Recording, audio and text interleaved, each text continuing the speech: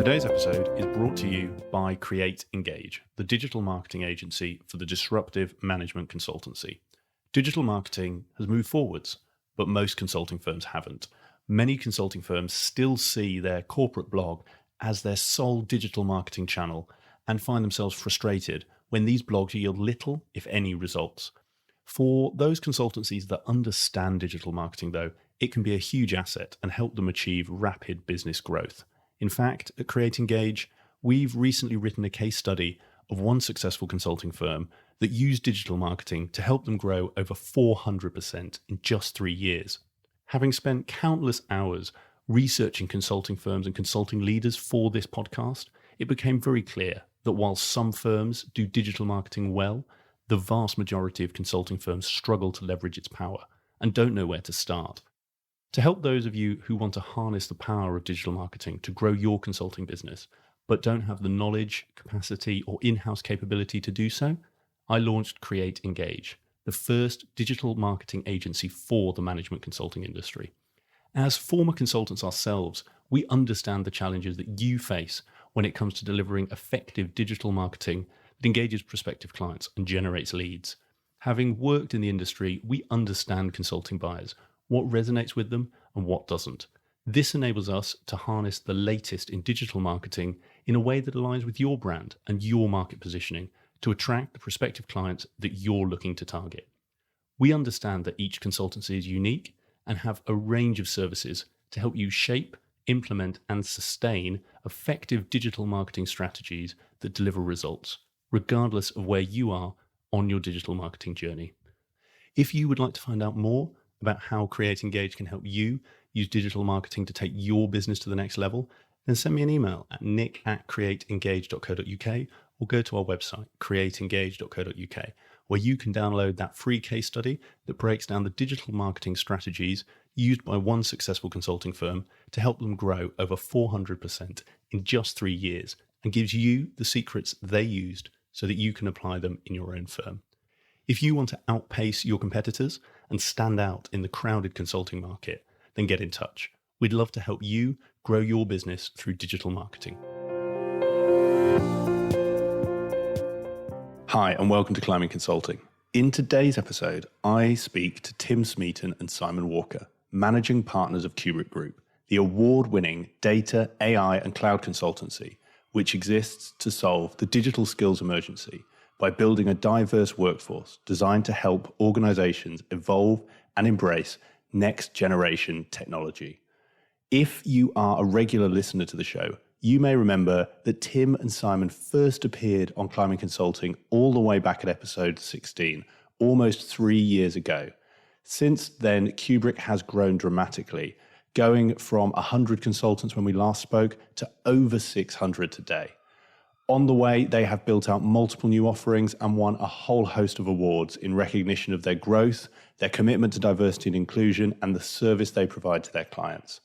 Having watched their journey over the last 3 years, I was so keen to get Tim and Simon back on the show to share their secrets behind this phenomenal growth. In today's conversation, we go into a whole range of topics that I know are going to help you grow your consulting firm. We talk about how Kubrick Group has been able to scale so quickly in such a short amount of time and the secrets that have helped Simon and Tim achieve that success. The unique approach that Kubrick Group has taken to identifying what their clients really need, what they should be selling to them, and when the time is right to launch a new practice area, and how Tim and Simon's approach to leadership has had to evolve as the business has grown. It was great to speak with Tim and Simon again. This conversation was as fun as it was insightful, and I know you are going to really enjoy it. We laughed a lot, and they shared so much great advice along the way. If you are looking to learn how you can grow your own consulting business or practice area, or maybe you want to know about how you can approach building out your new offering, you are going to get a ton from this one. So with the intro over, the build-up done, please sit back, relax, and enjoy my conversation with Tim Smeaton and Simon Walker. Tim, Simon, welcome back to the show. Thank you. Thanks. I'm looking forward to this. I think, I don't know if we got a name for the sequel, The Return of the Kubrick Group. I don't think we went away, did we? You say that. Actually, I know we've been talking, we keep in touch, and it sounds like the interview hasn't gone away. It sounds like you're getting a lot of attention from fans of all sorts. So how has it been since we caught up 3 years ago? What's the impact of the podcast been? Well, I would say it's been the sole reason why we've done so well over the last 3 years, Nick, probably. When we won the fastest growing consultancy in Europe from the Financial Times, they stated it was because of the podcast. Guys, we can finish there. That is the quote of the episode. That's going firmly on our LinkedIn tomorrow. I was hoping for something a little more serious. Has it been you? And I say that jokingly, just because I always get asked by people, actually, what's the point? Does it help anyone? I'm just curious. It's been really useful to get people to understand the journey that we were on back then. Definitely with people that potentially might be interested in joining us, and things like that. It gives them an insight that they wouldn't be able to have otherwise, I think. Yeah, it's been mentioned to us, hasn't it? Yeah. I think, quite honestly, more than any other podcast we've done the last 3 years. I don't think you've done any others, have you? That is very true. Right, guys, it's going to be one of those interviews. Okay.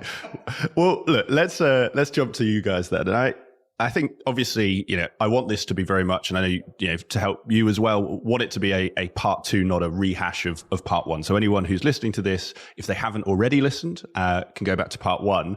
So why don't we actually start with, we caught up 3 years ago. You were 100 people. You were based by, in Wapping, where I used to live, sort of Tobacco Dock. Things have changed a little. Do you want to give, for our listeners, an overview of what's happened in that time? Yeah, well, a lot, ultimately. I think I remember when we first met, really, we were in a position where we'd sort of validated our business model, I think, is how I would sort of summarize that point in time. So what we've done is we've built upon our model, and that's meant diversifying the types of people we've got and the type of people we've trained, winning more clients and building the clients we've got, and all of those sorts of processes and systems improvements that you need to make when you're a growing company.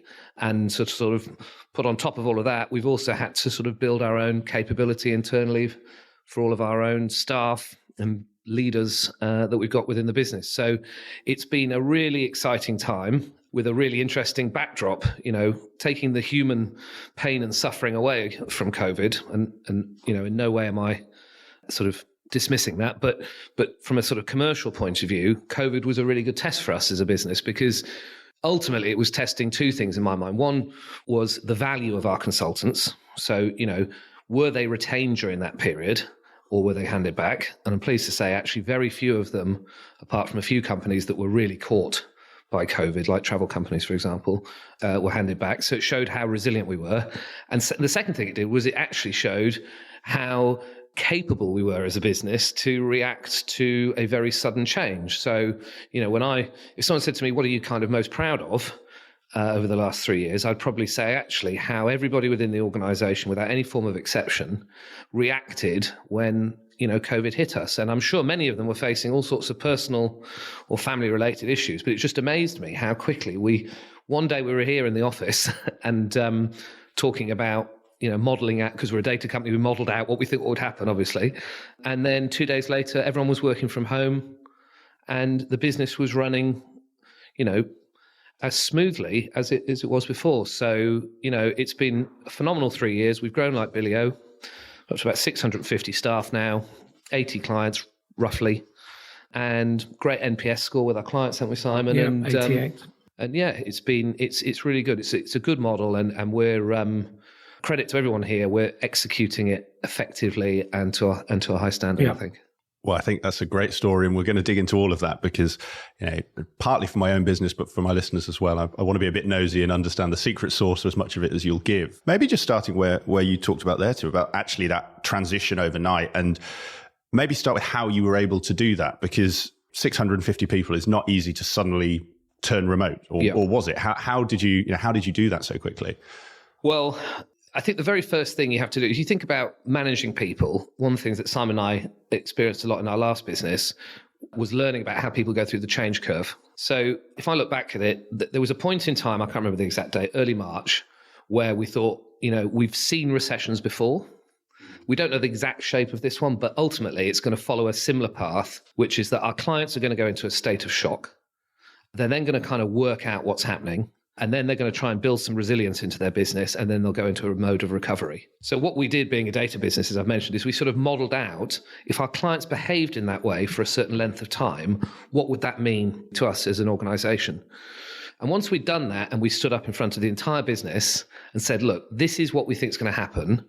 We think, it's going to go very quiet very quickly for a period of time and things of this nature. But this is how we're going to react to it. And this is what we're going to do. And providing we're carrying along this path, then everything's going to be fine, et cetera, et cetera.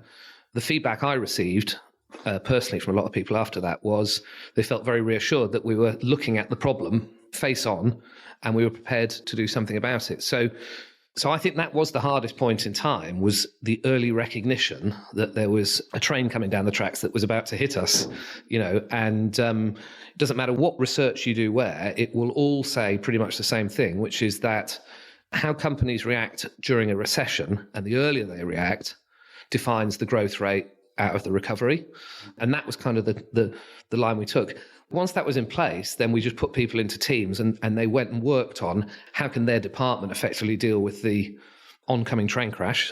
Analogy I've used twice now, but I mean, basically, how can they do that? And we just mobilized very quickly and we dealt with it in that way. And, we had to deal with some bench. About 7% of our consultants were handed back, as I mentioned earlier. So we had to have a sort of, one of the challenges we had, didn't we, was we had to have a sort of virtual bench, and suddenly we had to, have virtual stand-ups, and we were giving project work to our bench that we wouldn't normally have to do because we had about 40 people on the bench. I mean, that bench only lasted about 2 months, didn't it? What about from a client's perspective? Yeah, from a client's perspective, I thought the way you described it as they go through the change curve, the initial reaction that we saw when 7% of our consultants were given back, that initial shock of them having to kind of batten down the hatches, any external people, some of them took the approach of they had to stop that spend. And what was interesting was, as they, obviously a lot of them then work remotely, through Teams or Zoom or whatever, suddenly the importance of digitizing their business came to a realization for them. And actually we saw very quickly, it might have even been less than 2 months, we saw that bench dissipate and go back into clients as they were able to prioritize what their spend was and where they would get the biggest return, which ultimately was all about digitizing their business. And you've mentioned there about 7%. In some ways, obviously, that's a big bench, but actually that's really good in a recession like we've just had. Actually, what did you have to do on the client side? Tim, you mentioned that sort of recession, there's a panic phase. And as we all know, external resource will go out the door. And particularly, and maybe an assumption of mine, you get rid of the most junior people first because the senior people can do other things. How did you reassure clients around that time so that they kept your team on and kept the consultants that they had and didn't give more back? Well, depending on what type of client it is, I think a lot of them had already made up their own mind. And they are often driven by a sort of matrix-led approach, if you like, where they'll sort of have the quadrants on there of value or cost versus kind of strategic need or necessity. So what always goes first in the face of recession is any labor or temporary labor via consultants or contractors that sits in the not so important projects and they're expensive people. So we don't fall into that. So I think we were fortunate because of our focus that we sat in the high value, most important quadrant in the top right. So actually, we didn't really need to manage our clients that much. They just actually retained them because they knew that cloud adoption, digitization, and the availability of data, particularly when they were facing the need to make some pretty difficult decisions pretty quickly with a bunch of data that they've never really looked at before, I think that was ultimately the root cause of our resilience. And then we had a few clients, didn't we, I think, where they reacted in a very snap judge way. And then about 2 weeks later, they asked them back again. So I suppose that emphasizes the point more. Yeah, that was right. There was definitely some that just went, right, all external spend. And then they went through the process that Tim has outlined, where they realized that actually that those people, those Kubrick individuals, are in the areas that require investment. And, that's where the world's heading. Let's come on to, and I know, Simon, we've talked about this a few times, is as a marketing consultancy, we regularly look at our Google Analytics, and you guys are, the Kubrick business model is still one of the top search for terms that gets to our website. So a lot of people obviously want to know about it. Now, I don't want to rehash fully what we talked about last time, because I think, you explained the model really well there. But I'm interested in how that model's evolved, because I think something I read, I think it was an interview you did, Tim, is you're now working across 4 different sort of practice areas or pathways, as you call them. And I'd love to understand from the two of you almost how you have broadened out from just data, if I'm phrasing it correctly, and then almost how you decided it was the right time to do that and how you've gone about it to broaden out that offering. Okay, I'll go first. We'll both look to each other in the eyes there for people listening. It was emotional. Yeah, locked eyes. Yeah. Puppy dog eyes. So, Wow. well, I mean, ultimately, we really haven't strayed outside of data. What we've done is we've just grown within the data ecosystem in terms of the types of roles that have existed. I mean, Simon, I'm sure, sort of can give you the history of why each one came along at any point in time. But really, when you're growing any organization, let alone a people-based one, there's lots of different ways you can expand. You can expand geographically, you can expand by discipline. So for any people, who are building their own consultancies, that's exactly what they'll be thinking about. How do I expand? So my only thing I would say is it sounds like we've expanded a lot or diversified a lot, but really it isn't, because it's just the next door neighbor to what we were already doing. So, we are still have a very sharp arrowhead into the world of data, and having more practices, as you said, just allows us to offer a more complete service offering to the clients that we've got. We have, though, to Simon's credit and the guys that work with him, had a bit of a knack of calling it before the market does. I mean, which practice do you think we've called? Well, I think when we very first started, when we first set up, everyone was telling us set up in data science. But what they were saying and what we were hearing were two very different things. They were saying data science is what they need, but actually the foundation and the platform in which they wanted to provide analysis off wasn't in a good enough shape. And what we were hearing was that they had these multiple flows of data coming in. They needed to standardize them before they could analyze them. So there was no point getting a data scientist. So we took the leap based on what we were hearing to set up data engineering. And I think we were a bit ahead. If you looked at all the job markets at the time, data science was very much up front and data engineering was just beginning, really. So, and then it kind of followed with data management as well. So I think the analogy of it being a next door neighbor is very good. They suddenly put the platform together where all their data was in a good enough position where they could then provide analysis from that. Suddenly they realize, actually, we've got all the data flows in the right place. It's all the plumbing of the data is fixed, but actually the quality of data, the data management, the data governance wasn't good enough to give them the results they needed. So we went into data management. We took a slightly different approach to that, because data management traditionally had been far more about policy making and aligned with the business. And we thought, well, actually, we wanted to give them a technical skill set so they could be more effective and they could be more productive in that role. So yeah, we were ahead with data management as well. You mentioned there about how you were listening to what the clients in the market said. And I know we talked about the origin story last time about how that was what you did, step one. But I'm really interested, how did you or how do you do that? And almost what is the bar for you to commit to investing in another practice? Because I'm sure with each of these sort of new areas, there comes training costs. You've got to get new cohorts in. There's quite an investment. So you are placing quite a big bet. How do you decide when something is of the size where, yes, actually we should create a new pathway versus, client X has said that, but client X always says that? How do you decide that? Well, I think you've got different data. I mean, how we originally decided it and how we decide it now are two very different things, I think, because that's another point in the last 3 years. Your processes grow internally. And I think also you become a lot more stringent in your decision making and the evidence that you require. So how we do it now is we do exactly what Simon says. We run, sort of focus groups with clients, strategy days with clients, and that gives you one perspective. And, some of the client relationships that Simon can tell you about later, we're involved in their strategy days and we're looking at the next year ahead or 18 months. But that's just one view of the market, isn't it?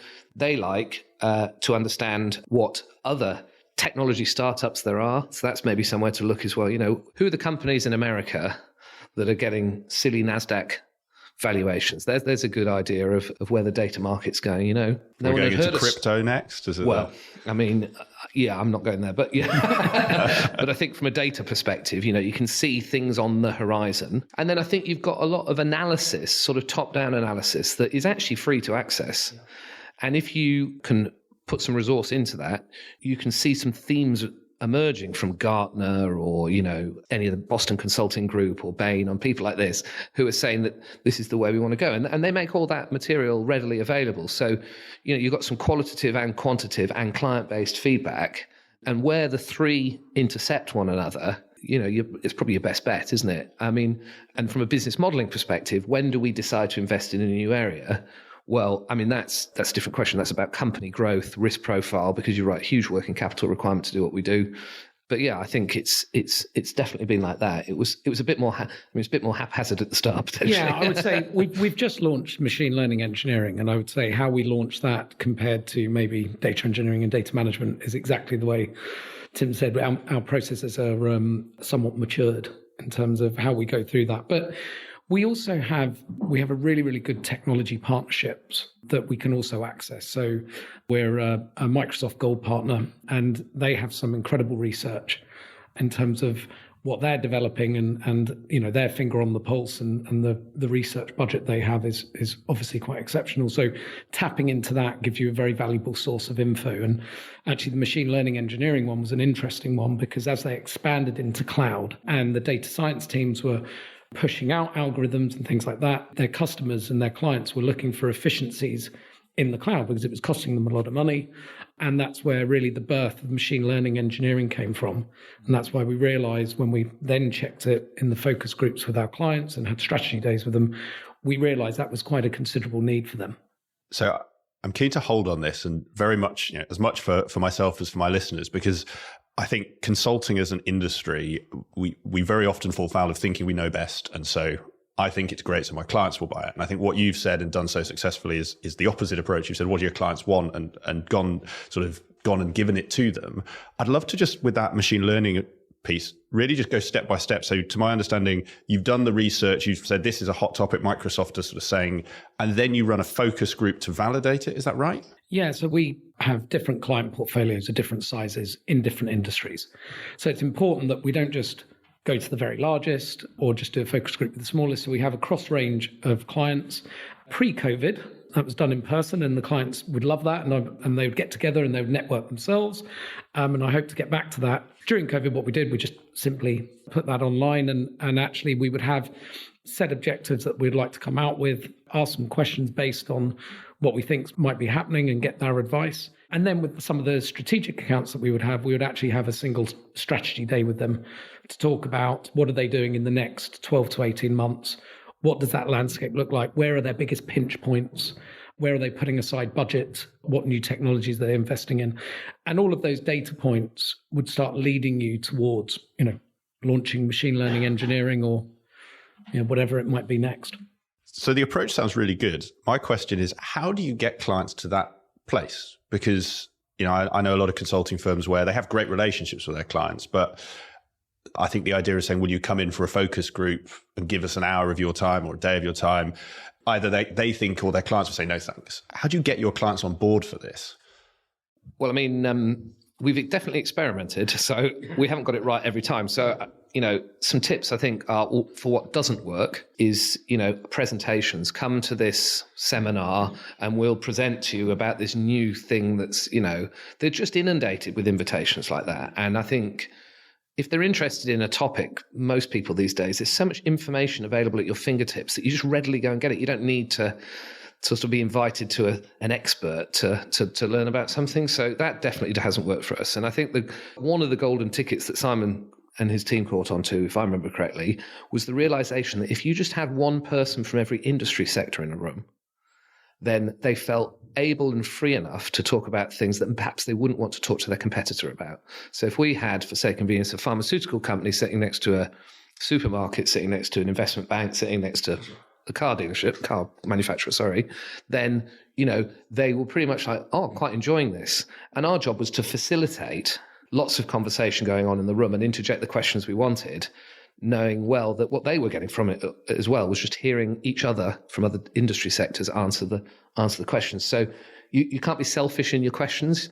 Asking them what questions they like the answers to as well is helpful. So am I right in inferring, while you obviously internally call it a focus group, it's actually part of this is that positioning outside. It's not, you're not positioning this as come and tell us what you want so you can give it to us. It's much more of a networking style event. That's right. I think there's two things. I think that they gain a network that they wouldn't have been able to get before. And within that network, they get ideas and they hear from people that aren't competitors, as Tim rightly said, about what they're doing. So it's interesting from their own career and their own profession. And I think secondly, that the clients that have been with us for some time and know us know that they will have input and influence on what we do next. So actually, if they do have a challenge that they can see coming up in a year, then they know that Kubrick, is likely to listen to that and could provide a solution that will be very valuable to them in that year to help them overcome that challenge. I do think it's worth adding that how your clients perceive you will dictate, what they're prepared to do with you. And that sounds very obvious, but if you're driving your brand to be perceived as an absolute expert in one particular thing, then clearly the only time you can really draw them to your brand is when they want to learn something about the one thing you're an expert in, which might be, that one thing. So we have a much greater purpose at Kubrick Group. We exist to help solve the UK's digital skills emergency that is holding back so many of our clients from addressing their business needs and keeping up with all these new competitors that are springing up. Monzo Bank frightens the life out of the retail banks, doesn't it? This is happening across every single sector. So because they understand our purpose very clearly, it's of value to them to spend time with us because we have a shared goal that we're trying to achieve. So if you're a consulting firm, you don't have a shared goal with your client, and your goal is we're just experts in something. I don't see quite why that would draw me in as much as saying, a goal like we've got at Kubrick Group. Because ultimately, if we listen to our clients and they tell us something really interesting about what's going to hold them back, and we build a workforce that they can draw upon, and we make that risk and commitment to investment, which you've rightly said is significant, then it's a win-win for everyone. It's a win for the clients to get the right people, and it's a win for us because we don't lose a load of money training up a load of people in a load of skills that are irrelevant. So you've got to have a shared win, really, and you've got to be really explicit about that because you can't just imply it to people. So I think we've definitely got a lot better over the last few years of being a little bit more confident to say, look, this is actually the problem we're fixing. And I think that's really drawn people in. And because we've got a higher sense of purpose, organizations with a higher sense of purpose always, do draw their customers in more. You can read that everywhere. So I think we're on a journey, right? So we're stage one of this, what I'm describing. We haven't reached it yet. Yeah, we are, right? Yeah, very much so. Well, you've learned a lot since we last talked, I'm sure. So it's fascinating to hear. And I want to come back to that client segmentation piece you mentioned, Simon, and how you do these groups, because I know we've touched a lot on how the sales side of your business, I think, is really strong and something that I'm sure others can learn from. I think one question for me, to your point, I guess, to run the cost of investing in these programs is, again, when I look at some other consultancies, they will operate in an industry area, and actually either because they're fearful of excluding customers or simply because they've been offered a new project, will kind of just blur the lines of their specialism. So take what you do here at Kubrick Group. Data science is quite a broad church. You've deliberately, to what you were saying there, Simon, delineated your sort of different programs and pathways. I'd just be interested why you decided that was the right approach, why you decided actually we need to delineate these and not just say, we've got one program, but yes, we can do data management, data analysis, data governance. Well, I think scalability, because we can't train all the people on all the stuff, otherwise it would take too long. So, another way of looking at it, or another way of mentioning it, is if you look around at some of the high growth technology consulting firms at the moment, you'll see that they're really good at building squads. And they've got a balance of skill sets within that squad that works to a framework. So I think the same applies to us, that we wanted to build these different practice lines so that when a client came to us, they could build their own squad in the formation that they wanted. And of course, it's a natural evolution for us now to be able to say to clients, well, actually, we'll give you a squad now, which we couldn't do before. So I think from a positioning perspective, it was really important. And then from a scaling perspective, quite simply, we are limited to 15 weeks training. Our financial model is ultimately really that we we carry all the risk. So I wouldn't want to stretch the training any longer than that. And frankly, we'd end up being a place of education rather than a corporate entity if we did. So we're limited by that as well. So, inch wide, mile deep, and the right professional skills complemented by the right technology skills in a nice pocket where we can clearly give an avatar showing what this person can do for a client makes it a bit of a tick list of how to buy from us. So it's just I think it's just a clean approach to it, really. Would you say anything else? Yeah, I'd agree. I'd totally agree. I was going to ask about more generally consulting. We may come on to that, but your point there to around squads, just because I hadn't heard the term used, I'd love just if you could elaborate on what that means for you and for your clients and how being able to give them a squad is actually, something they're really demanding at the moment. Well, if I just talk about it from a people perspective, maybe you talk about it from a client perspective. Perfect. They're two different things. So, there are constraints to our model, and that is that some of the people we provide are pretty junior. So what a squad means to me is that you can have a range of experience within it and a range of skill sets. That means that the onboarding process is easier. And secondly, that the delivery of outcomes is, whilst we're not taking full accountability for that, is a lot easier for the client to stomach because they don't have to worry about managing some junior people. So I think from my perspective, what a squad is just the right shaped team with the right skill sets and range of skills in terms of time of skill sets that enables the work to get done to the client's satisfaction, basically. And everyone's got a boss. It's either the bank, if you own a company like it is for us some of the time, or it's a chairman, we've all got bosses, and these guys that we supply, they need a boss. They need to be developed. So it's just natural also to think about their employment with us and how that's important. So when we think about squads, we think about putting people together and making sure they're being developed, and also supporting them with these relationship managers that we have that I think are quite unique to us as a consulting firm in terms of worrying about their development. So I think it's just a holistic reason. But from a client's buying perspective, I think that's probably more specific. So when we were listening to our clients, and quite rightly, as Tim said, we have some limitations, and that's a lot to do with the experience of our guys. And we realized that actually a lot of the clients were on a considerable data journey within their business and had considerable investment to spend to be able to get them to where they wanted to get to. And some of the things that we hear is our clients might have somewhat shorter term projects that have fixed deliverables that they want to achieve, and that they want something slightly more flexible, or actually, they're stretched on management bandwidth. So managing a large volume of junior people, they might not be able to do. So I think with the squad with blended experience and a blended skill set, what that allows them to have is some of the more experienced people within Kubrick. It allows them to give some leadership and technical direction, so it doesn't have to weigh on their own management bandwidth. No, really, it makes a lot of sense. And it's always, when you say it out loud, it sounds obvious. But thank you for elaborating, chaps. Now, actually, I think Simon brings us nicely on to almost that sales side of the business and the client side, because obviously the growth you've achieved is fantastic, going from 100 consultants to almost 650 in, 3 years. That takes not just a monumental sort of head office and people side, which I do want to come on to, but also simply a monumental sales side. And actually, you mentioned that around being able to have these different pathways gave you a clean way to sell to clients and almost a productized offering. But Simon, I'd love to understand almost how that sales approach has grown over the last 3 years, because we talk a lot, and I think that's always something that stuck out for me in your business when I compare it with other consultancies, the focus and the effort you've put into formalizing that sales structure.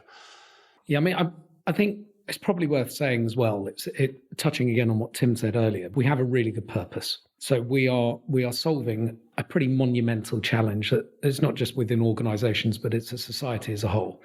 And I think when you have that purpose and you have a solution to help solve some of that challenge that we're going after, it does become a lot easier to sell. We have a very high quality product offering to our clients. And I'm certainly not putting down, if my client team are listening to this, I'm certainly not putting down. It's all you is what I'm hearing. You two have created it. It's all Simon. It's very much the product that we are offering. It's our consultants. And in that way, I think that makes life a lot easier for us. So then we have a lot of demand at the moment, and it's being able to, I think, structure the focus of where to put that demand. So we're very selective about who we work with, which clients we work with. We have a structure on the team that structures clients in size, and also we're looking at also progressing that organizational structure soon as well to be able to get us to the next level of growth, effectively doubling the size of the business. But fundamentally, there's a huge amount of need for our guys, and that definitely helps our sales process. Just being very humble. Well, a couple of things on what you've just said there, and again, in part, frankly, for myself, but for our listeners as well. I think firstly, your point about being selective on clients is really interesting, because if you were sort of taking this back to basics, thinking, I want to grow a business, how do I do that? I need clients, and therefore anyone I take, let's work with because they'll pay us money, and that's good. Almost, why are you therefore selective on clients, and how do you have that conversation with a client? Because naively, I'm sitting here and I'm assuming you maybe you do. You don't interview them and say, why should we work with you? No. But how do you do that internally? Well, I think it starts at the very beginning in terms of we know which clients we want to win and why we want to win them. But also, I think the deal that we have with our employees and the model of Kubrick is really unique, because we've got to ensure that a lot of our clients are taking on these people. I mean, it differs, but pre-COVID, I think it was, you were saying earlier, 80% of our guys turned permanent with our clients. Probably 50-50 at the moment, as people don't have permanent headcount, but that looks like it's changing again. So at the end of the 2 years, they're joining that client. So there is a two-way street on this. So we have to make sure that, the tech stack is correct from the most simple, most base level. The tech stack matches up to what we're training. The opportunities there, they're doing interesting things. It's a client that we want to be associated with. So I think it's quite simple. And a lot of it does start with how we target and who we target. So it's not having a chat with someone kind of, it's not me, it's you, kind of breakup chats. We do select Is it swipe left or swipe right? I'm not that's sure. Right. We do select them at the beginning. Would you add anything to that? Yeah, I mean, we're predominantly outbound in terms of how we get work. And as we've matured, now that we're such an old company, 5 years old in 2 days. Happy birthday. Thank you very much. I've lost my trust. You made me so emotional with your happy birthday there, Nick. I've lost my train of thought. That's right. So we have had, from our clients, we've had some people move into organizations where I don't think we do fit them perfectly. So often a problem would be that a client is too small for us. And why that's a problem is because they might not have the sort of technical oversight of the junior consultants that we supply. So that might be a problem, that actually they just can't give the wrapper around our people that would enable them to be productive. So I'd say scale is often a point, where we don't work with them. And the other one I would say is that, risk is really important. So for any of the guys that are listening to this that, who are involved in negotiating, they will know that when you set up a business, your risk barometer is sort of wavering all over the place, because you want to win clients, right? You've got to get the revenue coming through the door. You need to grow your business. So I think it's a natural evolution for any organization as it scales for that risk barometer to sort of stop flapping around like a windsock, to start pointing in a very defined direction. So now we have a very, very strict framework that our legal counsel is responsible for, that we will only operate to. So we do sometimes get to a little bit of a stalemate with some organizations around two key factors, which is unlimited liability and where delivery risk sits. And I think that would be the same for any consulting firm. And we've just got tighter on that. But as Simon says, when push comes to shove, if you've got a good business proposition, you've got a good vehicle, and you've got a good track record, then that affords you the opportunity to be a little bit selective. Whereas I totally agree that if you're in a really, if you're a consulting firm working with bricks and mortar retailers at the moment, you might be a little bit less selective. But I'd stay away from Debenhams as a tip. That's a good tip. Thank you. This, in part, will touch on that, but I'll let the two of you answer it in the order you see fit. You mentioned that you plan quite proactively the clients you want to win, and Tim, you mentioned sort of largely you are outbound in your sort of sales, so you plan who you're going after and then you go after them. I'd love to understand how you do that to make sure they're the right clients for your business, and the link to your question just there, Tim, was Actually, that flapping barometer, when did you decide and how did you decide, actually, no, we can now grow up, take a more structured approach? What was it that gave you that confidence? What was that sort of trip switch, if you like? Well, a combination probably of three things. One was hiring a good finance director who didn't want his name associated to too much risk. I think, that's what happens, isn't it? As entrepreneurs, you set up a business because you are not risk averse. So I do think as an organization becomes larger and scales, and you bring in more people into your organization, you do have a sense of responsibility, which is, I can't bet the kitchen sink on this because I've got the lives and employment of, a load of people that I'm risking. Now, it's not just Simon and I and a few other people. So I think there is just one of maturity as an organization. The second thing I'd say is the minute you hire a lawyer to work for you, then you expect the workload to increase. And we did that. We hired someone and their first job was to put a framework, get us, the leadership team, comfortable with a framework that we could assess all of our contracts against. A framework, just because you've mentioned it a couple of times now, that means a legal framework to say we will agree to a certain amount of liability, a certain... For sure. Okay. Yeah. What are the commercial, it's most basic. What are the 10 most important commercial points? What are the 10 most important legal points? And in my experience, the lawyer will concentrate on the legal points, so liability and things like that. But there are lots of commercial points in there that you need to, depending on what you do, you need to worry about. And one of ours was, we have one rate card and we don't deviate from that because our price point's good and we don't put our rates up very much annually. And that was one of our commercial hard lines, so you just need both of those lists. And then I guess if you suddenly didn't win any clients after having that legal framework, you probably got it too tight. And if it doesn't wipe any out, you got it too loose. Yeah, so right. That would be my sort of more procedural tips.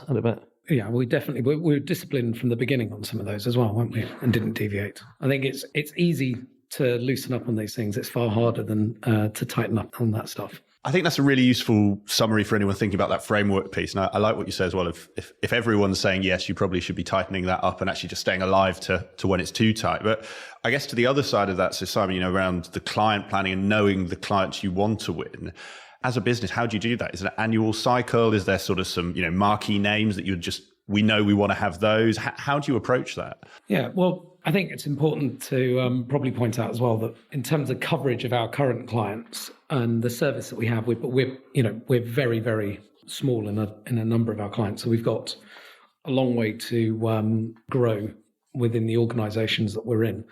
And we're seeing that currently. I think also being a data company, one of the benefits is that you can have a very data-led approach to everything. I think, Tim, to copy your analogy the other day, it's, if we're a dentist, we're not going to have bad teeth. So building a lot of these data tools that enable us to identify how we go forward with our clients is really important. So one of them is we understand the size of the market that we can go for.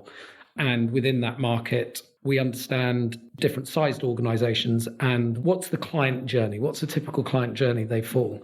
So when we're looking at planning out in the next 3 years and actually what size we want to get from the business, we understand what depth we can build in our current clients. We also understand what are the type of organizations that we want to go for in different size buckets. Because I think it is important that, we don't just go for large banks. Having a variety of industries, because of the people that work for us also want to work for a variety of industries, is important too. And also it's quite a resilient approach from when we had a business back in 2008. 97% focus towards financial services probably has also taught us there's some benefits to having a balance of industries. And then once we have those, then we understand to get the growth, how many clients we need to win, and obviously the depth in current clients to enable that growth to happen. So we approach it from that point of view first. Then we start identifying the actual names of companies within different industries that we feel are at a certain position in their data journey. What are they doing? What's the news around them? And then we look at, in an outbound way, how we approach them and we go through the cycle of being able to win them. And you mentioned there it's data-led. And again, I'm going to get practical a few times in this. Actually, that point around getting that client list and the clients you want to work with, is that a similar approach to what the two of you described with those sort of feedback sessions, those focus groups? Is it do some analysis on who's big in the pharma industry, and then chunk down to how many you need to approach and go that way? Is it a day workshop? How do you actually practically do that? Well, I think what you said at the beginning, it's looking at the overall market, the size of clients in different industries, and who are the ones that we feel that we'll be able to win and we'll be able to work with, and they'll need our service. It's also a question of scale, isn't it, when you think about it? Because so I'm non-exec to a business called Leading Edge, a profoundly good leadership development organisation based up in the Midlands, and they're a small organisation of circa 35 people, and they have a mainstay group of clients that they do a phenomenal job for, and we're often exploring the idea of how do we win new clients. Now they're not going to sit and spend days, or nor do they have the resources available to them to analyse the market and work out a lot of this stuff. So one of the questions I've often asked them, irritatingly many times, I'm sure he's found this, is that what are some of the moments in time that you might see a client buy from you? So what are some of the behaviours or things that you might see happening that would make an organisation buy from you? So this doesn't apply to them, but it can be for some organisations that a new finance director is put in. What's the first thing that finance directors do? They tend to stop spending, review spending. So if you're a procurement consultancy, I should imagine tracking when new finance directors start jobs is a great point in time to start communicating with the clients. So I think the other thing is that we can target these organisations as much as we like, and we can segregate them into groups and say that's just a lovely client to go and target. But, the point at time at which you contact them and talk to them is so important, because if you're 3 months either side of that pivotal moment, then you can miss it, really. So I think, knowing when and why a client will buy from you is just absolutely critical. Yeah. It's a really, really good point. And again, I think one that many consulting firms lose sight of, that point of getting to people at the right time and when they have that need, and some of that, to your point, will be new people, new enroll, new promotion. Some of that will just be knowing the industry trends and how what you sell, aligns to that. There's an interesting question within that, though, and it comes to what, Simon, you mentioned around actually currently Kubrick Group are demand outstrips supply. How do you manage what you've just described, Tim, in a world where you have that? Because if I'm a new FD enroll and, let's say I want a whole number of data engineers, I've got a business I need to run, I've got a strategy. How do you actually, and maybe this is really practical, and tell me if it's one to ask your team, how do you manage that so that you're not letting those clients just go? Or is that just something you have to be comfortable with? I think, first of all, we have very defined client portfolios within the team. So if you work on the client team, you have a set of clients and a client portfolio that you can operate with. So we know how many clients we can work with, and we know each individual on the client team how many they can work with to give them the best possible service. I think also it's a constant battle that we battle with is demand and supply levers. And we spend a lot of time and thought around how we manage both supply and demand. Obviously, if we hire like crazy without the right demand, you have a quite considerable bench, which I'm quite sure that a lot of consultancies spend probably quite a bit of time discussing their bench. And equally, it's not good to have zero bench. So I think it's an approach of being able to forecast demand. So again, another tool. We do have a forecasting tool in the business that we're able to get a fairly accurate view, definitely out to 6 months, perhaps 9 months. And we've got quite a bit of lead-in time in terms of it takes, it's 15 weeks training for our guys. There's quite a bit of time to be able to hire those people. And it's not simple hiring a cohort of 25 or 30. You have to go through a considerable amount of applications. So I think it's being able to look at our forecasting tools, being able to be very, very close to clients, setting the portfolios for the client team, doing those focus groups and things like that, because you do understand the demand coming out, and then being able to call it in terms of what you're expecting coming in of a 6 month to 9 month window. Yeah. I would also add that there are distinct, one of the things that Simon's got with his client team is he's got them structured around hunters versus farmers, acquisition versus kind of client relationship. And I think they are slightly different breeds of animal, if I can use that analogy. Probably not now, very well. Probably crucify me for using that one, but two different groups of people. So your poor client team. Well, they say you hire in your own mould, so I use the term animals freely then. Wow. Gosh, guys, we need a chaise longue and some counselling here. Yeah. I need a lot of counselling. So I think there are distinct differences in terms of their style. You know, when you've got a client onboarded, really the skill set you're looking for in the individual that manages that client is ultimately you need them to be a detective, not a salesperson, because really it's their ability to question. You know, because once you're building a relationship with an organization, really it's, you know, you need to understand where the pockets of demand might come from. You need to understand where they're going as much as they're prepared to tell you, depending on the stage of your relationship. You need to basically expand those relationships within an organization without, frankly, you know, annoying the hell out of them and burning their time up, because they're busy people. So I think that's a very different skill set to the people that are helping you break into a new client for the very first time, because I mean, they've got a really tough job, haven't they, really? You know, you say to one of these, you know, your new client we'd like you to go and win is X. And you think, God, I mean, that's tough, because this client doesn't know you, potentially. You know, they don't know what you do. They don't know your credentials. They don't even know they need you. So I think there is a point around kind of a client journey in terms of when do you apply the right type of resources to that organization to get what you want and to give the client what they want as well. Because they do want different things along that. You know, as soon as you've won a client, generally they want to deal with an account manager, in my experience, that, you know, is going to get to know them a bit better and so on. I want to come on to recruitment, and I was about to, but actually what you've just said, Tim, and I'm going to ask probably a big question and I'll let you to dissect it as you want, is within that is implicit, and I think throughout the journey and the conversation we've had, that you're very deliberate in the changes you make to your operating model, you know, to use the consulting language. So you build these structures in. And I'd love to understand how you do it. You know, taking that point around, we structure our client team, hunters and farmers. Is it that you two have a monthly session where you build the next operating model? Do you have advisors who tell you it's time to change? Do you just keep evolving it? How do you approach this to build those structures? Because it sounds very deliberate. That's good. It sounds deliberate. I'm deliberately telling you about what we've done. I'm going to ask about what you haven't done as well in a minute. Yeah. But. Well, I think, you know, let's be frank, we've built a good team of people in the business. So, you know, Simon and I are no way involved in what the right structure is for, you know, there's someone called Stella that works for us. She oversees a lot of the systems within the business, amongst other things.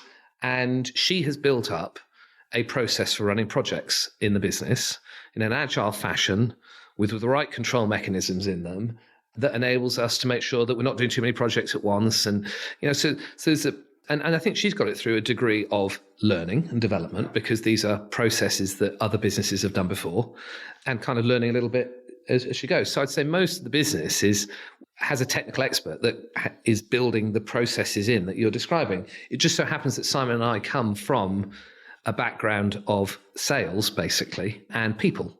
So we would be some way, in part, helping drive the changes and processes and structures in that. And then my only other point on it really is that I think it's you know, as you have other people in the leadership team, you're constantly doing this sort of circular activity, which is kind of like, this is where we're going. What are the two most important things we need to do to get there now? Don't worry about anything else. And then you review those two things. You're constantly kind of going through that cycle with people. And that does tend to drive quite a structured approach to improvement, because people aren't trying to do too much at any one point in time. Is that, would you? Yeah, I would totally agree with that. Yeah. Building on that point, and I entirely take the point around, you know, it's the team you're building. Almost, I'm interested because we talked in our last interview around, you know, what have some of the blockers been that stopped you getting to where you got to as fast as you did. And I'd love to know almost, what are the things that you've deliberately avoided doing over the last 3 years that have helped you with this growth? I suppose as entrepreneurs, one of the things is you want shiny and new.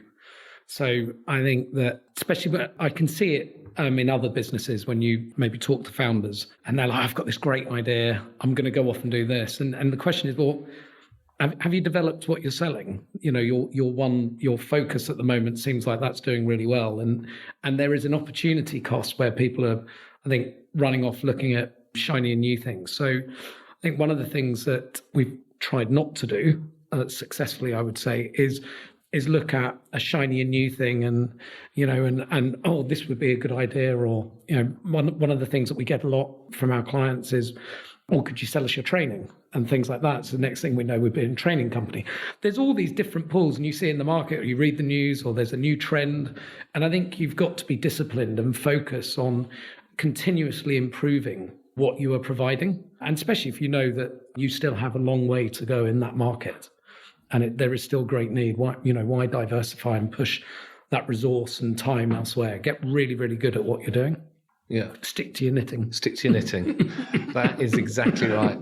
There's always unintended consequences for everything you do. And I mean, that must be one of the most favourite things that must irritate the people that work with us, because we're always going, what are the unintended consequences of this? And it is, you know, if you're a passionate individual within a business, you know, why think about the negative unintended consequences of your actions? It's just not in your nature to do so, is it? So it's a learnt discipline that Simon and I have had after working together for 23 very, very long years that I think has stopped some of that sort of stuff. I think the only other one I would always mention is that when I think back to some of the companies that I've worked with before Kubrick Group, when I was doing sort of advisory work, I would say that I saw two main trends in what they did that I'd like to think we do relatively well at Kubrick Group. One is what Simon's describing. They change their course of action or don't hold themselves accountable for what they said they would do.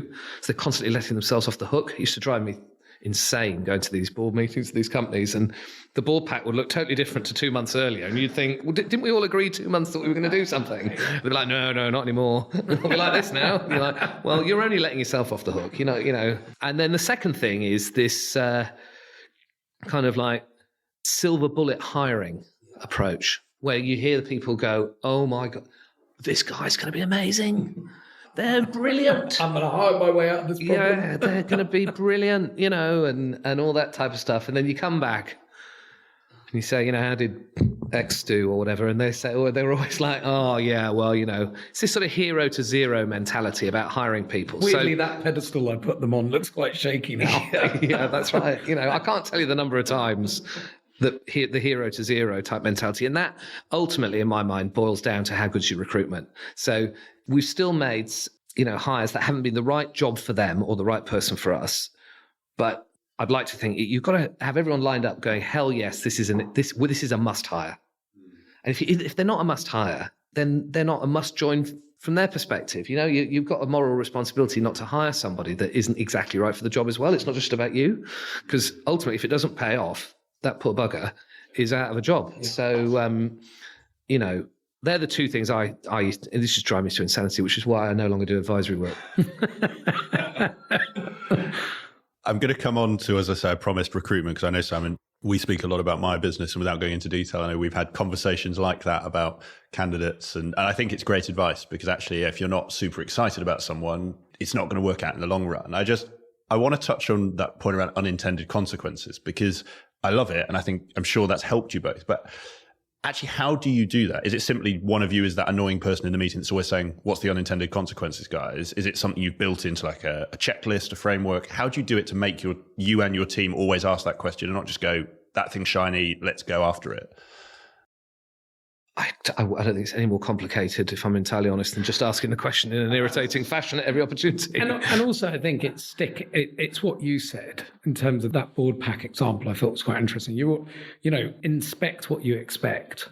So, you know, you should be reporting. So inspect what you expect. Yes, I like that's yeah. So, you know, you should. It wasn't intended to say anything, so I do genuinely like it.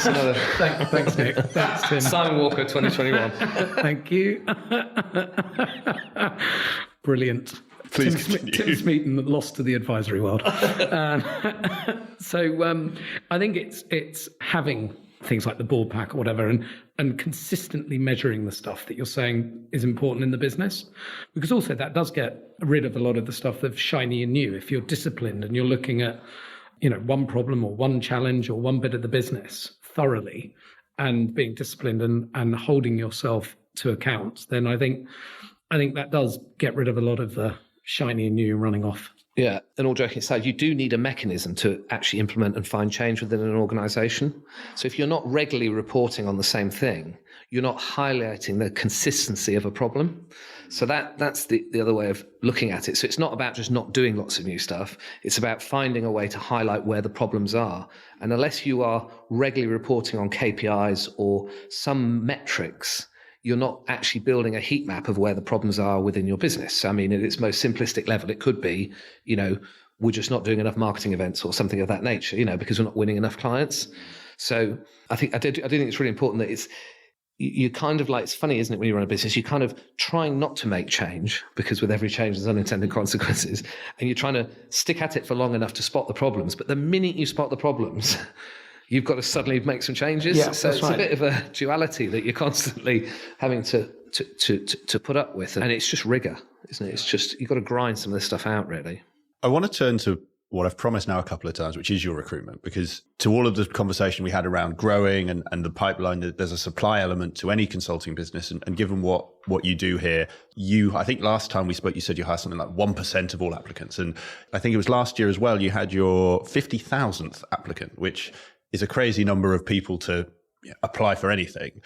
And I'd love to just get sort of your approach to how you've, again, since our last conversation, developed that recruitment process, because the consulting market, the data market are competitive fields, I'm sure have only got more competitive. Actually, what have you had to do to continue to develop that process to get the quality and the volume of candidates you need through the door? Ultimately, we're hiring from 3 different pools, so they are slightly different. So we're hiring graduates, we're hiring second jobbers. It's a sort of internal term, but you kind of get the gist of what we move with that. So graduates 1 to 2 years experience, and then we're hiring fully experienced people. So just excluding the sort of fully experienced people for the moment, we wanted to develop quite a formulaic approach to our recruitment.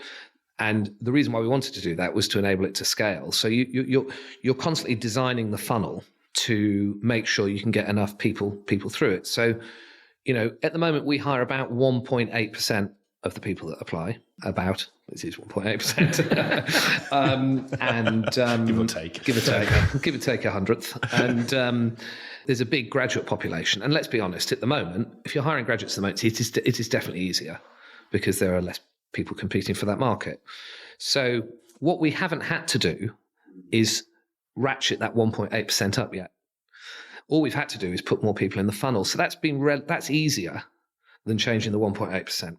So the assessment tools that we've designed have stood the test of time. We make changes as we see changes in people's performance and problems that we have, and we've designed our own games that go into our assessment process, and we've built some really good IP there. But the question we're asking ourselves at the moment, because it is really pertinent, is what's going to happen in a year from now or 2 years from now when the graduate market, hiring market rebounds, which it will, because it is very volatile. Are we going to need to hire more than 1.8% of these people? And also, can we hire even more diverse people as we increase that? So we're thinking about other ways to hire, and those include actually offering some of our training on our platform that we're developing to people before they apply.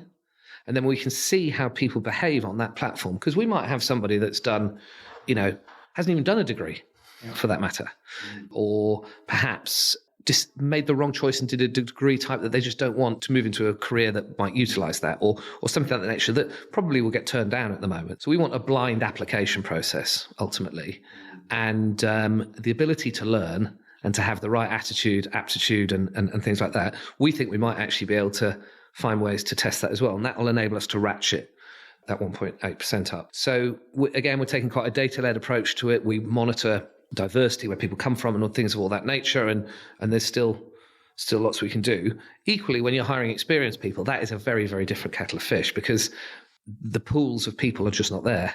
So we have a team of recruiters that sit in our business whose job it is to go and build relationships with the type of people that we want to hire, and that's an overhead that we carry because it's worth it to us, because we're a fast growth business. But yeah, I mean, our clients do say our special sauce is you do hire really good people, and you do make them really productive and comparable once they're onboarded to someone with 2 to 3 years experience in our business. And they do ask that. How do you do that? And maybe we take it for granted a little bit because we've worked so hard at it for so many years, but that's what we do. Very good. And I'm interested, I think that point around 1.8 and the games and things, I'm conscious we went into a lot of detail on what you did there. And I was re-listening to the story of your MI5 colleague who created the games, which I'm not going to ask you to give them away because I know you wouldn't last time. But I'm interested in that point around actually the experienced hires, because again, you mentioned that, and that's quite a tough market to hire into. Hiring an internal recruiter feels just, on the face of it, like quite an overhead. I've got to pay them a salary, benefits. I suspect they'll want something comparable to a sort of agency fee. Why did you go down that route instead of just instructing, 5 agencies and giving them a bit more commission? Well, economics. Okay. So that's basically the reason. So we would have, we wanted to drive down our recruitment fees, basically. A lot of the technical people we're hiring are on big salaries, and, you're paying out. I mean, the good thing is Simon and I come from a recruitment background, so we're tough negotiators when it comes to what we're paying them as well. We know their tricks. We know all their tricks. And we just reached a scale where we thought there's some pockets of roles in the business we know that we're just going to need lots more of for the foreseeable future. So do we want to spend £200,000 on recruitment fees for one of those pockets over the next year and a half? Or shall we hire someone to come in and build us a talent pipeline in that market? And we've had mixed results, being really frank with you. In some technical disciplines, we've really, our internal recruiters have done a really good job and hired us some really good people. But in a couple of others, they've struggled, so we've had to pay fees. So to hire really good people, you've got to be proactive. You've got to go and find them. They're not going to come to us. For the graduates, we run adverts. We just get hordes of people applying. If we ran an advert for one of our senior technical, we might, I don't know, we might not even get any respond. Yeah. Quite literally no applications. So, that's what it's all about, really. Hiring good, client account managers they're like hen's teeth as well, to be honest. Yeah. There's a lot of technical salespeople out there. That I think the thing that we struggle with is anyone that's in a form of transactional sales, selling a widget or, selling something that sometimes doesn't really translate to us. Yeah. Where, the quality of their questioning often dictates the quality of them as a salesperson. So we definitely have to kiss a lot of frogs, I think the term is. Is that why you're wearing green today? There we go. Yeah, I'm wondering why you're looking at me. Kermit of the sales industry, they call him. Gosh, I have a feeling for you, Simon. Well, yeah, Well, and I probably won't open it up, but I think it is a really interesting point you make, and actually ties back to that superstar piece that you touched on, Tim, because particularly in our industry, I've seen quite a few people hire heads of sales as the rainmakers that haven't worked out. And I think to your point there, sometimes that's because they come from widget sales, which is very different from what we do in consulting. I want to turn to a third part of your business that's sort of intrigued me, and this has been great fun learning about yourselves over the last 3 years, but the culture of the business, because culture is obviously a core part. We just talked about recruitment, and you can't recruit good people if there's not a good culture for them to come into, and with things like Glassdoor, that's increasingly easy for candidates to see. I'm fascinated how you build that culture in a business model that is predicated on people leaving, because a lot of, you sort of read management books, they talk about cultures built over time and having people in the business. Your model is built on people leaving the business. So how have you squared that circle and built that culture? That is a tough part of our model. Yeah, you've hit the nail on the head, really, because as people are on site with one of our clients, in their mind, they're thinking about, well, in a year from now, I've been here for a year working on this project. In a year from now, I'd quite like, company X to offer me a permanent job. So they start sort of going native, for want of a better term. I think there's a term I've heard used before. So what we've had to do is, and I still don't think we've got it totally right, is work out what the sort of give and get is between us and them that works for both of us and delivers value, and what is the sort of relationship they need to have with the client. So the development of these people is our responsibility until the day even when they're part of our alumni, arguably, we've still got something to offer them. But the overall care and well-being of them as individuals and their security as employees is our responsibility. Being really clear on what other opportunities there are for their careers, even outside Kubrick Group, let alone in it, is our responsibility. So I think we know a lot better now what our job is and who hands out the tasks and who is the person that individual needs to talk to about what. And we're a lot better at being clear about that. So I think our sort of internal employee engagement scores for our consultants is pretty good, apart from in one area. And the area that we're still working on most of all is that if you said to somebody who joined our company, look, you're going to work for us for 2 years and 4 months, and then we'll allow you to join the client you're with. And during that time, we're going to train you for 15 weeks where you don't have to do any other work. You'll have no responsibilities that you've got to cover off in the evening with your employer. They'd bite your arm off, I think, because I don't know many organizations that would give you that. But because our training is so front-loaded, it feels different to that. It feels like, my goodness, I'm having a really great time being developed for 15 weeks. And now I'm out on client site. Where's all my training gone? Yeah. So we score the lowest scores internally around that metric. I feel developed in my year 1 and 2, which I think is a culmination of, do I really value as well as I could the experience I'm gaining? And do I see that as development? Which I think often when you're perhaps younger or an earlier stage of your career, you don't see that as development. When you're a bit older, you do, because I'm old. And then... I think the other thing is that we're busy developing our own platform at the moment because there isn't very good training out there on the market. So what we're quite far along with now is having a platform where people can access all of the other training, all the material, all the videos, everything, and the sort of exams that we pose people for all of the other practices and pathways. And I think that's going to give a lot more training opportunity to the people that are on site. And for our clients, that's also going to give them a lot of opportunity because they're going to say, look, this guy that I brought from you as a data engineer, he's really cool. And actually, I'd like to see him morph more into a machine learning engineer. So that client can come to us and say, I want the individual to go this way. The individual says, I definitely want to go that way. And we'll actually have a platform where they can do that training. So we're 6 months away from that still. But hopefully, I think that will make a big difference to the culture for those people. So we know they're joining us to leave us, a lot of them. So that's constantly what we're trying to work at. And the way I'd liken the other people in the business is I think, again, putting my sort of reviewing hat on here, I think all the guys that work in what we call HQ, they're a bit like all the mechanics and stuff like that at McLaren, right? And all the consultants are like the racing drivers. And the people in HQ, they're running around to make sure that the racing drivers have got the best car and the best opportunities.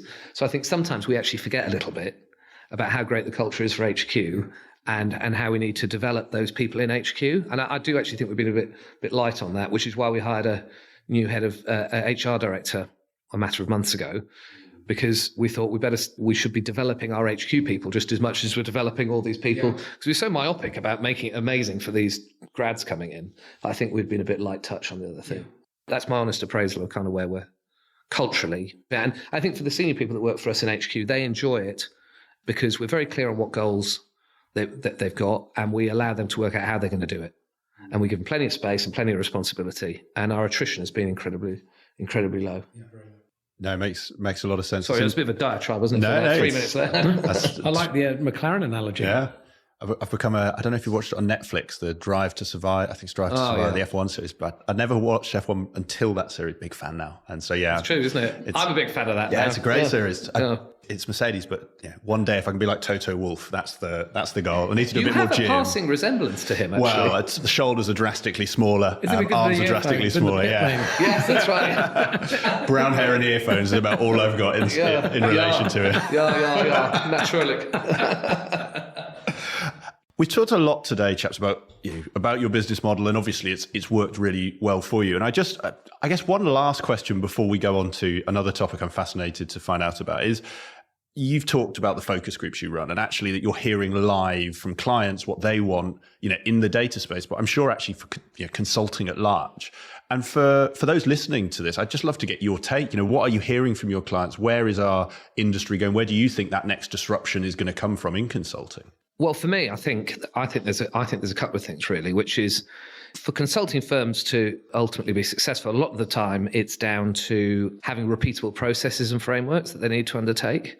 So I sense that these have been things that consulting firms have sort of kept to themselves, and they've always alluded to the fact that they might let you look in their tools locker or something of this nature. So I suspect that you're going to see further productization of the consulting marketplace, which is not just in the way you supply your services necessarily, but it is also in terms of maybe giving some of these tools or giving some of these processes in a digital fashion to your clients. So at its most basic, it's been around, agile frameworks and ways of working and actually giving the client that framework with which to run their projects.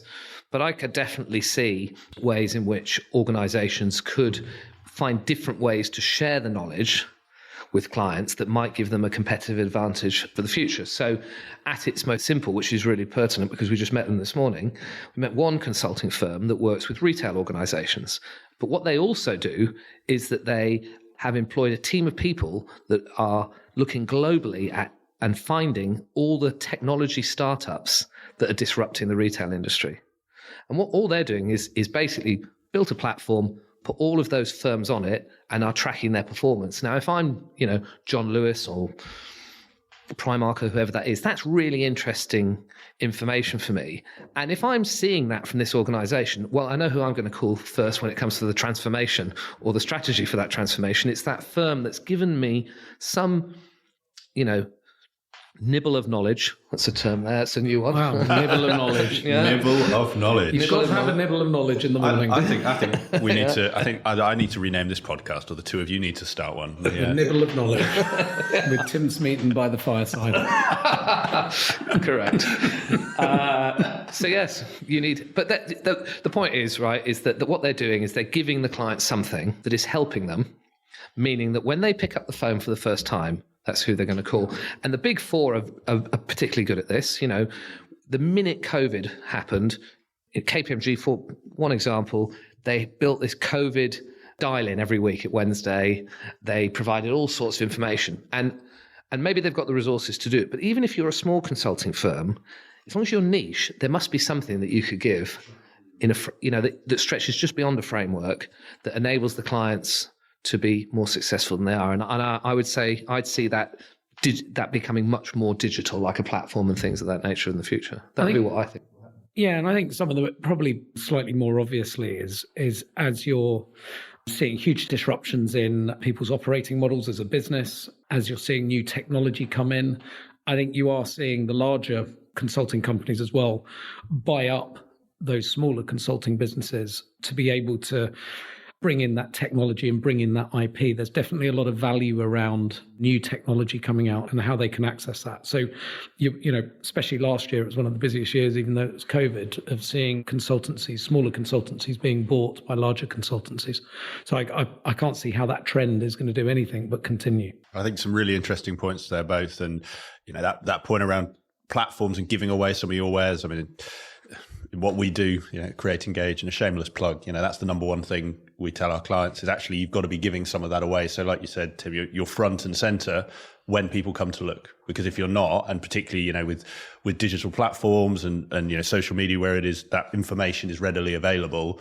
If you're not at front of someone's mind, they're going to forget you, and I'll always remember an example from a former colleague who was actually really good friends with a client, but because they hadn't spoken for 3 months, 4 months, which is perfectly normal, you get busy, they missed out on a piece of work when actually, if you've got that platform, you can be really front and center. I want to then turn, chaps, and I think anyone listening to this knows that you two have a great relationship and you've obviously built some successful businesses together. And I really want to turn to that relationship because this is your second business together. It's also, this business is bigger than the last one. And I guess I'll start and maybe, I don't know if you've ever talked about your relationship. It sounds very deep, doesn't it? But every day. After a nibble of knowledge. Well, maybe you can give me a nibble of knowledge on this one. Is how do you make that work? Because tolerant. Well, maybe yeah. Deep tolerance. I'll let you take it. So, how over those years have you evolved your relationship to be able to work together like that? Well, in all seriousness, I think that it's a clear definition of roles, responsibilities and duties. So I've always been responsible for clients, the commercial aspects of the business, and Tim has been more in a traditional CEO capacity. And I think we very rarely kind of creep into each other's responsibilities, really. And that's, it's worked. That sounds. Oh, sorry, go on, Tim. Were you gonna? No, I was going to say that definitely works for me. And when you for our clients as well. just works. There you go. That's the first episode of the Nibble of Knowledge. Thank you for joining. That does sound simple, but I speak for myself. I've had a short flip with, a business that I launched for someone else. And actually, when I think about others who have done it, there's a lot of times that relationship fails because you may have those delineations. I'll do finance, you do operations, but personality traits creep in, disagreements, feeling is the other one pulling their weight. And now look, I appreciate you're not a 2-man startup, you're a 650 person business, but how have you got comfortable with that so that you have that such implicit trust that you're like, look, Tim's doing his thing, Simon's doing his thing, we're good. How have you built that? No. It's not built fully yet. I wouldn't do one of those lean backwards and the other person will catch you. You'd hear a loud thud on the floor. Yeah. So, I mean, I think in all honesty, we are pretty lucky because, as you can probably tell, we both think we're the funniest people in the world each. So humour definitely plays a very large role in our relationship. I don't know. I think you've got to have a bit of a shared vision in terms of what it is you want to build, really, and not be hung up on the commercial goals, shall we say, that if you set up a business thinking I want to make a shed load of cash, and that is just why you're doing it, you're not really bought into the business, let alone any form of business partnership. So we definitely like the journey. We have similar personality traits that mean we like the fun of setting up a business, I think, if I'm really honest. So that's been good. I think when we were both at Hydrogen Group, we had more testing conversations there because the business at times was more difficult to run, as Simon alluded to earlier. And in 2008, the GFC came along and, that was really tough. And, Simon made the decision to move to Singapore. That can't have been easy for him. It's definitely easy for me to have a bit of peace and quiet once he left. But I think we do have a lot of shared experiences, and we seem to have built up a little bit of a reputation with everybody as kind of like we sort of come as a pair, really. And, even when we do awards and stuff, I think the other thing is you leave the ego at the door. I genuinely say, if we don't seek the limelight individually, and, I think it's just, it's an equitable relationship, basically, and not too hung up on beating our chests about anything or anything like that. Yeah, we're very quick to give each other some feedback on whether we do think each other's stepping out of line or beating the chest, or actually just Tim's very good at giving feedback just to make sure that I don't feel too egotistical. It's very useful. I've got that sense from today's conversation alone, chaps. Maybe then to that point around sort of how you got through the GFC, because obviously, when things are going well, it's quite easy for relationships to go well. It's when things are tested that, relationships come under strain. And as much as you're happy to share it, I guess, how did you get through, that time? Was it just frank conversations? Was there anything that you remember thinking, actually, this is what kept us together running this business through that time? I mean, what made it hard, I think what made it hard for me anyway, was not my relationship with Simon, because there were other people involved. It was a big company then, was being a public company. So I was CEO there, and you have to basically say what you're going to do for the next year ahead at least. And when you're running a large financial services orientated organization with the GFC, it's rather hard to give those expectations. So what I found difficult was balancing what I knew inside me was the right way to behave as a leader with pleasing the markets. That then translated to some ugly decision making that when I look back at it, I wish I hadn't made, being totally frank. So I think what was testing really was, if I had my time again, I would have backed the business a little bit more and not listened to the equity analysts, et cetera, et cetera. So I think for me personally, it was very testing because I felt I was stuck between a rock and a hard place.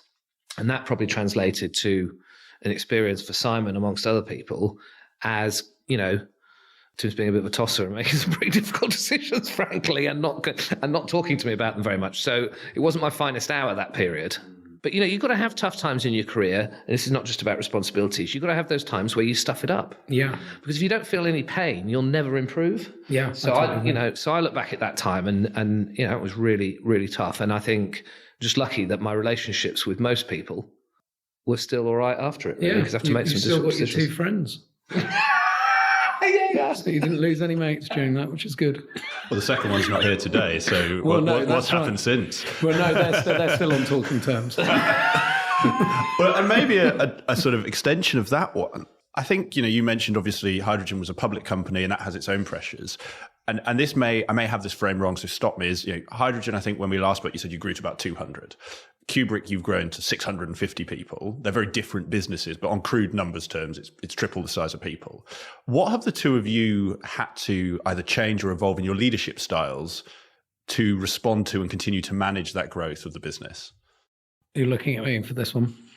Well, I think you've developed extremely well, Simon. I would say that actually COVID's done a lot of this as well, trusting in people, being able to set out a vision, being clear on that vision, and people understanding the role that they play within that vision and trusting them that they can do it. You've hired some really smart people that know how to get to that goal and letting them do that. That's the fun of the role. When I look back at probably, I suppose back in 2008 and things like that, I think probably I was quite directive and got into telling people how to do something. I was an expert in everything.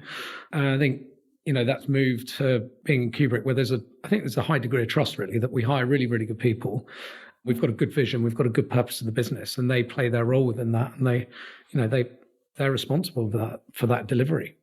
Very good, chaps. Nice, succinct answer. And I think I'll leave that one there. So we're actually coming to the end of our time together, guys. And thank you very much for round 2. It's been emotional. It's been very emotional. It's been an enjoyable sequel. Hopefully this will help you win as many awards as the last one did or didn't. I think it probably will. Well, I think there's podcast of the year. There's certainly some sound bites, and if not, a spin-off series of the nibble lots of nibbles of knowledge. The nibble of knowledge, chaps. I think there's certainly a spin-off here. Well, as you know from the last one, there's certain wrap-up questions I'd like to ask all my guests, and I've deliberately changed them slightly because you're round 2.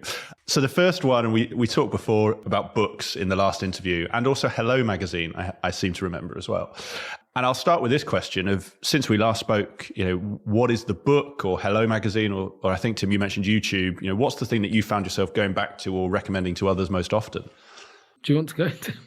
I've read a really interesting book recently that knowing when your business partner is going to lie about what they've read, which is a fascinating book. And when you've caught them Google searching just before the podcast, something like that.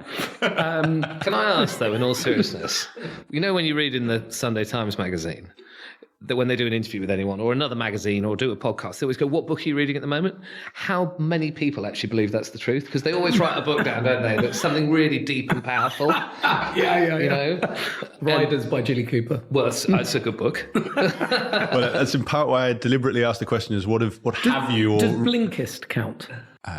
Forgive me, I feel very old. That gives you kind of I feel shameful now. Modern day Let's Study guide of books. We read that, don't we? Yeah. You sounded really convincing there, Simon. Yeah, I definitely am from the school of the internet. And I can read sort of 2 pages of a book and then profess to know everything that's in it, which Simon will tell you. So I think I'm a very visual person. I love a good model. I love a picture. A picture says 1,000 words. No, I like a good model. So I'm always thinking about what are the things that I've learned before at Hydrogen Group in the form of models that enable people to relate to them. So, just the other day, talking about situational leadership with some guys here, that was something that we had some training on, 15 years ago. So I kind of subscribe to that type of stuff. And then, I get the news from the internet. We did all recently read, actually, the leadership team did read Good to Great by Jim Collins. Yeah, that's some really, really good models in that. And we use those across the business. That's the best book. It's so simple, isn't it? Get the right people on the bus, and stuff like that. This is Marketing by Seth Godin, given to me by Nick Sinnott. Yeah. I hear that's a good book. No. It's pretty heavy. So none of my papers are flying off my desk at the moment. Yeah. Well, so that's why you hired us to come and tell you how to do it. I'm still waiting for our testimonial. I mean, you can say what you thought of it here if you want. No, I don't think either of us are I'm not a massive book reader. No. Maybe then I'll ask to your point, because it's no judgment on whether you read or don't read books. What you mentioned there, that model, are there any models that you found yourself turning to? Let's take the last year, 2 years, anything that you keep going back to? Yeah.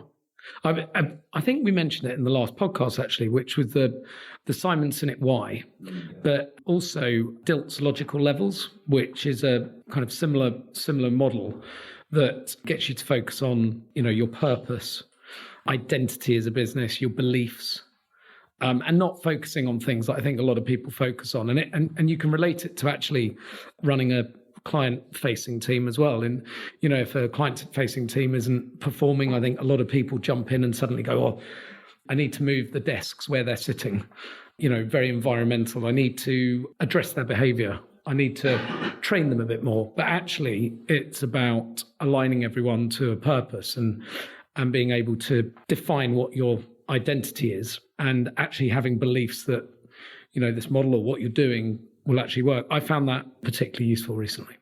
Fantastic. Well, thank you very much for that, both. And last question, and I've sort of tweaked this, and you can tell me, I'll let you take it in the best structure for you, but normally, as you probably remember, I ask about different levels in consulting. And I think something that stuck with me from our first conversation that you mentioned is actually, you're very active in seeking advice, hiring the right advisors. And I'm sure, you've had a lot of advice and had a lot of mentors on the journey. And I'd love to just get almost, if this is the right way to cut it, the one piece of advice that's really had an impact at the different levels of the business. So say when you were 100 people, when you were 3 and now you're 6, what are the bit of advice that's really stuck with you at each of those levels? I can't remember exactly when they came in, but I've definitely got a couple of pertinent ones. So it's what you don't do that counts, I think, is absolutely bang on the money. So it's working out what you're not going to do just during the day.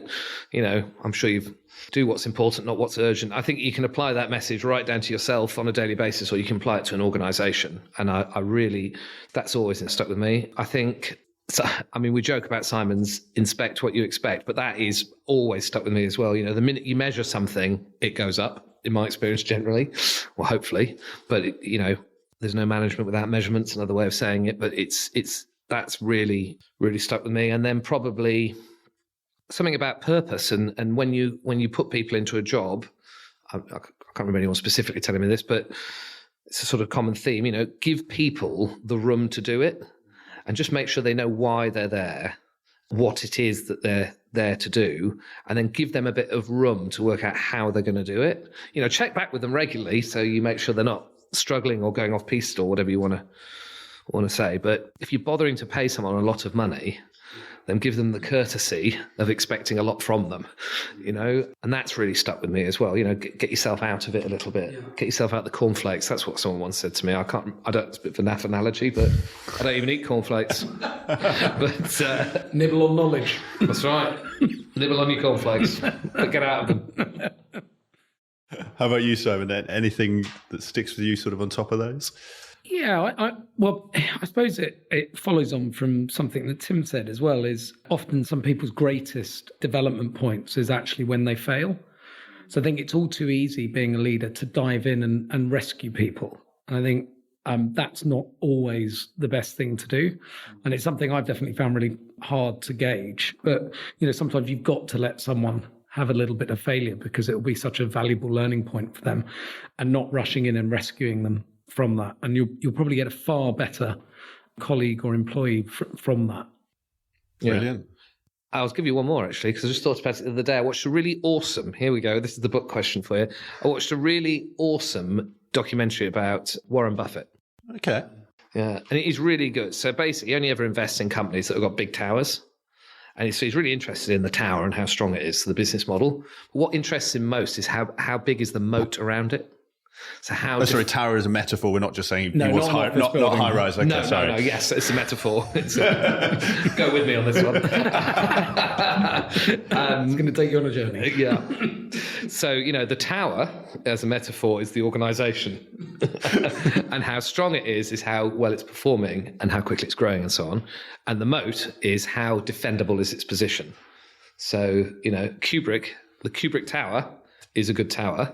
And our moat is that, the IP around hiring, the IP around developing people, and the working capital requirement it would take to set up as a competitor of Kubrick Group. So Warren, if you're listening, we are awaiting the check. Well, I think that is probably a great place for us to finish, chaps. So thank you very much for this. I've thoroughly enjoyed round 2. Hopefully you have as well. Last thing then, if anyone wants to find out more about you, if they've gone through episode 1, they've got your contact details, but if they want to find out about working with you, they want to find out about working at Kubrick, where should they go and look? Who should they get in touch with? Well, probably our website, kubrickgroup.com, would be a good place. And you can see also what we're up to on any of the social media channels, so LinkedIn especially, but Instagram, Twitter. Fantastic. Yep. Well, chaps, get in touch. Thank you very much and enjoy the rest of your day. Yeah, thanks very much. Thank you. Cheers, chaps. I hope you enjoyed today's episode of Climbing Consulting. If you have any guest recommendations, comments, ideas, thoughts on how I can make this show better for you, just drop me an email.